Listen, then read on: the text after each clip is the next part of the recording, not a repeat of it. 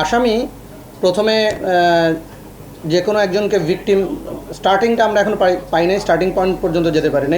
এইটার যে starting point, সেখানে একজন লেডিকে ব্ল্যাকমেল করে তার মোবাইল নিয়েছেন, তারপরে তার সোশ্যাল মিডিয়ার যত অ্যাকাউন্ট আছে ওইখানে সে অ্যাক্টিভ হয়ে তার ফ্রেন্ডদের মেয়ে সেজে আস্তে আস্তে আস্তে করে মেসেজ দেওয়া শুরু করেন, ঘনিষ্ঠতা দিয়ে ডাকেন। এবং খুব ডাকেন হলে এরকম দুইটা ঘটনায় আমরা এরকম পাইছি যে হ্যাঁ, আমার বয়ফ্রেন্ড কিছু গিফট দিছে, তুমি যদি এসে আমার ফুপুর বাসায় বা চাচার বাসায় পৌঁছায় দাও তাইলে ইজি হয় আমার জন্য নেয়া। তো যখন মেয়েটা রওনা করার পরে বলে যে আমি একটু অসুস্থ, আমি আসতে পারতেছি না, আমার ফুপাতো ভাইরে পাঠাচ্ছি বা চাচাতো ভাইরে পাঠাচ্ছি।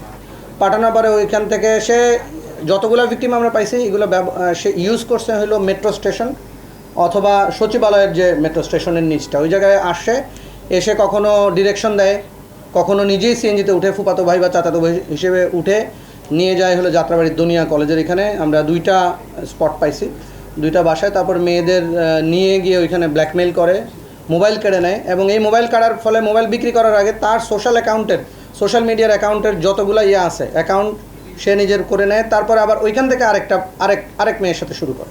তো আমরা এই পর্যন্ত এটা ঘটনার কিন্তু খুব বড় না। 4ই মার্চ আমাদের প্রথম ভিকটিমের আমরা জিডি পাইছি এবং সর্বশেষ হলো 9ই এপ্রিল, মানে এই 1 মাস 5 দিনের মধ্যে আমরা পাইছি এ পর্যন্ত 10টা, সে স্বীকার করছে 13টা।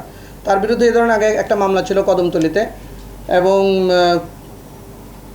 তার কোনো অ্যাসোসিয়েট আছে কিনা আমরা যাচাই বাছাই করতেছি, চেষ্টা করতেছি। JBS holdings limited.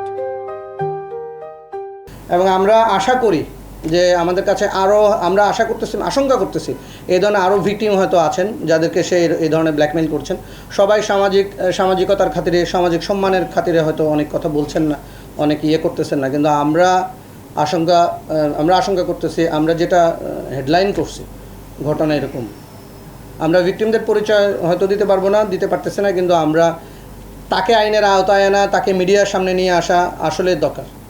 আমাদের মেয়েরা যাতে কোনোভাবেই এই ধরনের কোনো ভিকটিম না হয় এবং কোনোভাবেই যেন সমাজে এই ব্যথিটা ছড়িয়ে না পড়ে, এই জন্য আসা। আর আমরা মামলা অলরেডি 3টা নিছি, এই ধরনের জিডি আছে আমাদের কাছে আরও 4টা। তো সবাই আসে কি মোবাইল হারাইছে এরকম জিডি করতে। মোবাইল হারানোর জিডির সূত্রে এখন যখন ভিকটিম আস্তে আস্তে আইডেন্টিফাই করা গেছে। এবং মিরপুর থানায় এই ধরনের অনেকগুলো জিডি আছে, মিরপুর মডেল থানায়, এবং সবগুলোই মিরপুর ভিত্তিক, মানে যারা অভিযোগ করেছেন, যারা ভিকটিম সবাই মিরপুরের ভিত্তিক। তো আমরা আরও ভিতরে যাওয়ার চেষ্টা করতেছি, দেখতেছি যে আসলে মিরপুর ছাড়া ধরেন এই 2 মাসে সে মিরপুর করছে, অন্য কোথাও এই ধরনের কোনো কাজ করছে কিনা। ধন্যবাদ। না, একদম সিএনজি ব্যবহার করতে এমন না, রিক্সাও, মানে যখন যেটা সুবিধা হয়।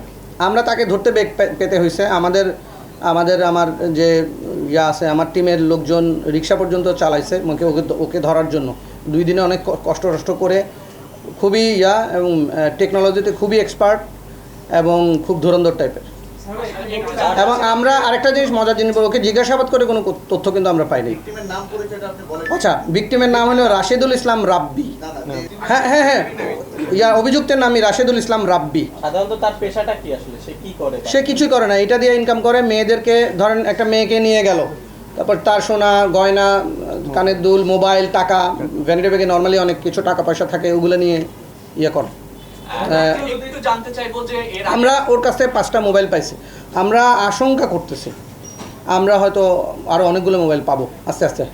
হ্যাঁ, ওর নাম রাশেদুল ইসলাম রাব্বি, ওর পিতা শাহজাহান মল্লিক, পুরান কামারগাঁও, থানা শ্রীনগর, জেলা মুন্সিগঞ্জ হলো স্থায়ী ঠিকানা। বর্তমান ঠিকানা হইলো সে থাকে সিদ্ধিরগঞ্জ, নারায়ণগঞ্জ শ্বশুরবাড়ি। এবং আরও ইন্টারেস্টিং হলো যাকে বিয়ে করছে তাকেও সে সেমভাবে ট্র্যাপে ফেলে বিয়ে করছে। আমি তো বললাম যে ওনার স্ত্রীও ওনার একটা ভিকটিম,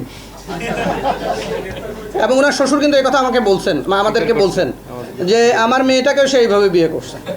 এবং আরেকটা মজার তথ্য পাইছে যে শ্বশুর বাড়িতেও এই ধরনের কাজ করতে গিয়ে উনি একবার ধরা পড়ছেন, ওনারা পুলিশে বলেননি।